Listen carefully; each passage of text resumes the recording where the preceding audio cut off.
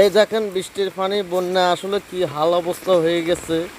এই হলো অবস্থা। কিছু লোক আবার মাছও ধরতেছে। আসলে কি বলবো, ওই যে কথা আছে না, কারোর হৈশ মাস আর কারোর সর্বনাশ।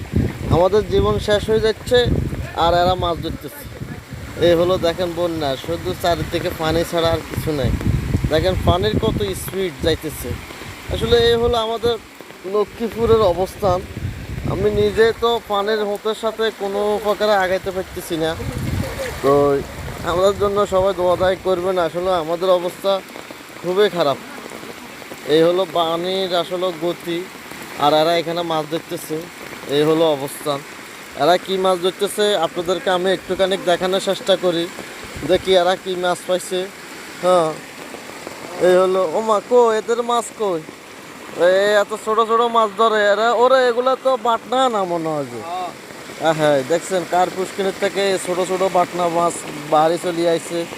এই হলো পরিস্থিতি আসলে। তো আমাদের জন্য সবাই আশা করি দোয়া করবেন আর কি। ইনশাল্লাহ ভালো থাকেন। সবার জন্য দোয়া রইলো, সবাই সবার জন্য দোয়া করবেন। এই হলো কথাবার্তা আর কি। আল্লাহ হাফেজ।